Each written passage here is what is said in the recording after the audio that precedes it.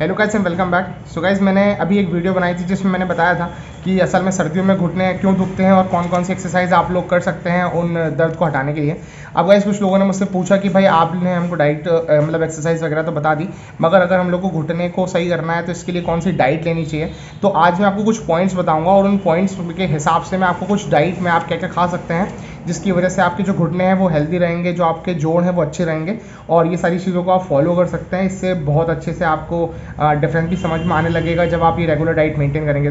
तो जल्दी से इस वीडियो को शुरू करते हैं। अब गाइस सबसे पहले तो एंटी इन्फ्लेमेटरी फैक्टर्स देखिए, एंटी इन्फ्लेमेटरी फूड जो रहता है, यानी कि अगर कभी भी आपके घुटने के आसपास में सूजन वगैरह आ जाती है या आपको गरम गरम फील होता है या आपके जोड़ों में ऐसा दर्द होता है तो उसके लिए आप क्या कर सकते हैं, इसके लिए आप अनार खा सकते हैं। उसके अलावा अगर आप लोग नॉन वेजिटेरियन हैं तो आप फिश खा सकते हैं, जैसे कि सालमन वगैरह है जो आजकल हमारे लिए ईजीली मिल जाती है, वो आप खा सकते हैं। जो ऑलिव ऑयल होता है इससे बनी हुई चीज़ें भी बहुत फ़ायदा करती हैं। एंटी इन्फ्लेमेटरी फूड में बहुत अच्छा रहता है, इससे घुटने के जो हमारा दर्द वगैरह रहता है वो भी कम हो जाता है।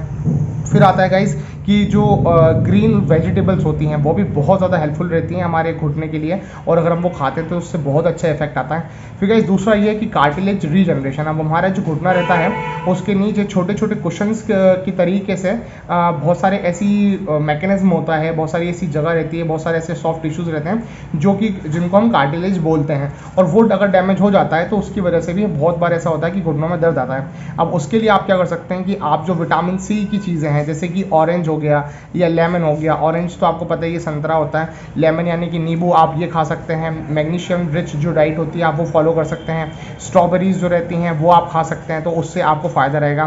फिर गाइस इसके अलावा फिर आता है कोलाजन रिच।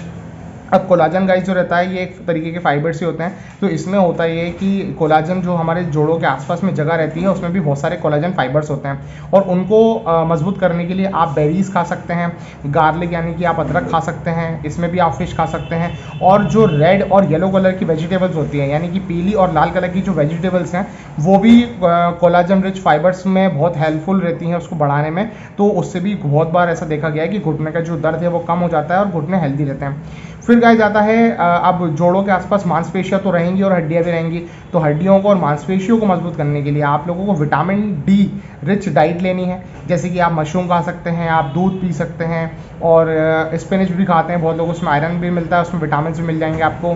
तो ये कुछ ऐसी चीज़ें जो आप खाएंगे अगर पालक वगैरह, तो उससे भी आपके घुटने को बहुत फ़ायदा रहेगा। फिर गाइज आप लोगों ने बहुत बार ऐसा सुना होगा कि घुटनों का जो है ग्रीस कम हो गया है या घुटने का जो ऑयल होता है वो कम हो गया है, तो डॉक्टर्स इंजेक्शन लगाते हैं। सो गाइज वो इंजेक्शन असल में हाई एलोनिक एसिड का रहता है, और ये जो हाई एलोनिक एसिड रहती है ये ही इंजेक्शन में असल में डॉक्टर्स यूज़ करते हैं ताकि आपके घुटने की जो फंक्शनिंग है वो प्रॉपर हो जाए। तो उसको आप मेंटेन करने के लिए क्या कर सकते हैं, आप नट्स खा सकते हैं, जैसे कि काजू बादाम वगैरह हो गया वो आप खा सकते हैं। जो हमारी पत्ता गोभी होती है, ब्रोकली होती है, ये आप खा सकते हैं। इसमें आप पम्पकिन के जो सीड्स होते हैं वो आप खा सकते हैं, जो ब्रोजल स्प्राउट्स होते हैं वो आप खा सकते हैं। आप इसको ऑनलाइन जाके देख सकते हैं कि ये आपके लोकल एरिया में किस नाम से मिलता है और फिर आप इसको उस चीज़ में खरीद सकते हैं। फिर गाइस आता है कि देखिए घुटने में सिर्फ यही नहीं कि घुटना डैमेज हो रहा है, तो एक कारण घुटने के डैमेज होने का ये भी रहता है कि आपका थोड़ा वजन जो है वो ज़्यादा है, तो वेट रिडक्शन करना है। अब मैं अगर वेट रिडक्शन बोल रहा हूँ तो ऐसा नहीं है कि आप सुबह उठ के भागना चालू हो गए तो पहले से घुटने में दर्द था और दर्द बढ़ गया। आप लोग को ऐसा नहीं करना है। आप लोग को वेट रिडक्शन में करना क्या है कि आपको अपनी डाइट प्लान जो है वो चेंज करना है। तो आपको सबसे पहले तो देखिए एक्सरसाइजेस इंक्रीज करनी है कि आप जो नॉर्मल एक्सरसाइज करते हैं घर पे वो आप घर पे लगातार मेंटेन करें। अगर आप जिम करते हैं तो आप वो ज़्यादा मेंटेन करें, और फिर आप डाइट पे कंट्रोल करें थोड़ा सा ज़्यादा। आप बाहर का फ्राइड फूड कम खाएं, जो हमारे फास्ट फूड्स होते हैं वो आप डिक्रीज़ करते हैं, नॉर्मल बॉइल्ड फूड्स खाएं, तो इससे आपका वेट रिडक्शन में भी हेल्प होगा। आप एसिडिक फूड बहुत कम कर दें, चाइनीज़ वगैरह ना खाएं, इससे भी बहुत वेट गेन होता है, तो आपको इन चीज़ों का ध्यान रखना है। फिर गाइस आता है स्ट्रेस रिलीफ। अब देखिए कभी कभी क्या होता है कि बहुत बार ऐसा होता है कि हम लोग कुछ ज़्यादा ही स्ट्रेस लेते हैं, तो उसकी वजह से भी हमारा वजन बढ़ता जाता है, और फिर स्ट्रेस हमारी बॉडी के लिए, हमारे जॉइंट्स के लिए भी अच्छा नहीं होता है। तो स्ट्रेस रिलीफ करने के लिए क्या रहता है, बहुत सारे ऐसे लोग हैं जो बहुत टेंशन लेते हैं, तो आप लोग क्या कर सकते हैं, आप इसको स्ट्रेस को कम करने के लिए, मेंटेन करने के लिए आप डार्क चॉकलेट खा सकते हैं। अब ऐसा नहीं है कि मैंने बोला डार्क चॉकलेट खाना है तो आप लोगों ने खूब सारी चॉकलेट खरीदनी, दिन भर खा रहे हैं तो और वेट गेन हो गया, ऐसा नहीं है। डार्क चॉकलेट आपने खानी है मगर थोड़ा सा लिमिट में खानी है। आपने डार्क चॉकलेट खा के अपना मूड अच्छा करना है। फिर आप जो हल्दी वाला दूध होता है या हल्दी की जो चीज़ें हैं आप वो ज़्यादा खा सकते हैं। जो ग्रीन टी होती है, जो ग्रीन टी हम लोग यूज़ करते हैं वो आप पी सकते हैं, वो भी बहुत अच्छा रहता है, वो भी हम लोगों का जो मूड होता है, जो स्ट्रेस होता है उसको कम करता है। फिर गाइज 8वां आता है बोन ब्रोथ। बोन ब्रोथ यानी कि जो हड्डियों से बनी हुई चीज़ें रहती हैं वो सारी चीज़ें, अगर नॉन वेजिटेरियन आप हैं तो आप वो सारी चीज़ें, उसमें क्या होता है कि जो बोन ब्रोथ होती है, जैसे उसमें ग्लूकोसामाइन रहती है या कॉन्ड्रोटिन रहती है, कैल्शियम रहता है, ये सारी चीज़ें, अमीनो एसिड्स, ये सारी चीज़ें हमारे हड्डियों के लिए बहुत इंपॉर्टेंट होती है। अब ये चीज़ आपको कैसे मिलेंगी? आप लोगों ने बहुत बार सुना होगा कि सूप वगैरह मिलते हैं, या पाया सूप आपने सुना होगा। तो पाया सूप में भी ऐसी चीज़ें रहती हैं जो आपकी हड्डियों के लिए, आपके जोड़ों के लिए बहुत मजबूत रहती हैं। तो अगर आप नॉन वेजिटेरियन है तो आप पाया सूप वगैरह भी पी सकते हैं। फिर गाइस दूसरे आते हैं अदर फूड्स। अब अदर फूड्स में क्या रहता है, जैसे कि ब्लैक बीन्स हो गए, जो हमारी होती है लेंटिल्स वो हो गई, या हमारे जो चना हो गया, चिकपीस हो जिसको हम बोलते हैं वो हो गया, या पिंटो बीन्स हो गया। रूटेड जो वेजिटेबल्स होती हैं, रूटेड वेजिटेबल्स में यानी कि जो कि ज़मीन के नीचे उगती हैं, आप वो वाली वेजिटेबल्स खाइए, वो बहुत हेल्दी होती हैं।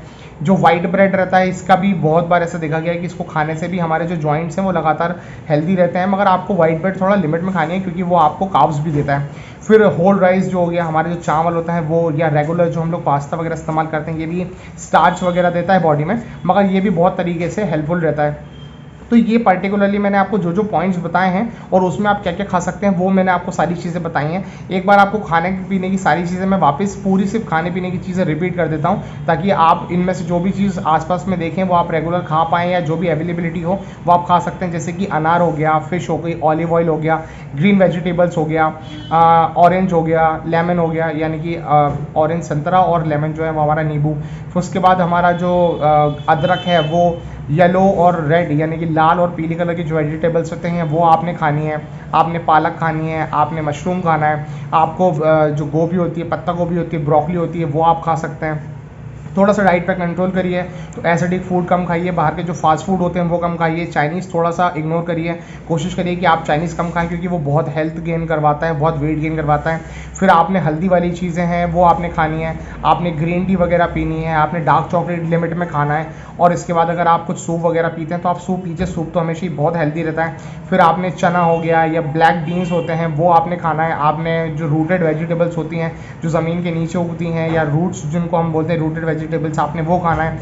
वाइट ब्रेड हो गया, जो पूरा चावल होता है, होल राइस, वो आप खा सकते हैं। वेजिटेबल्स और रेगुलर पास्ता जो है, रेगुलर पास्ता भी बस थोड़ा डाइट में, ऐसा नहीं कि बहुत ज़्यादा पास्ता हम खा रहे हैं। तो गाइज़ ये कुछ सारी चीज़ें थी जो आप अगर खाएंगे और आप रेगुलर इन सारी चीज़ों को मेंटेन कर पाएंगे तो आपका जो जॉइंट है वो अच्छा खासा हेल्दी हो जाएगा। और हेल्थ उसको मेंटेन करने के लिए क्या है, जॉइंट के आसपास जितने टिश्यूज़ हैं, चाहे वो कोई भी कार्टिलेज होता है, या चाहे वो कोई भी मसल है, मांसपेशी है, या फिर कोई भी जो सॉफ्ट टिश्यूज़ हैं वहाँ पर, तो आपको ये सारी चीज़ों को हेल्दी रखेंगे अगर आप, और प्रॉपर तरीके से उसको मेंटेन करेंगे, तो आपका जो घुटना है, जो आपका जोड़ है, वो इतने आसानी से ना ख़राब होगा और आप उसको बहुत लंबे समय तक खींच पाएंगे। और सर्दी का मौसम है तो आप लगातार जो एक्सरसाइज करेंगे, इसके बाद ये सारी चीज़ें आप जब खाएंगे तो आपको मज़ा ही आने वाला है। सो गाइज़ ये कुछ ऐसी चीज़ें थी जो आप लगातार फूड में खाइए तो आपको घुटने के और जोड़ों के दर्द में भी फ़ायदा करेगा, और आपको आपके जो घुटने हैं, जो आपके घुटनों जोड़ का दर्द है, वो भी आपका जाएगा और ये हेल्दी रहेंगे।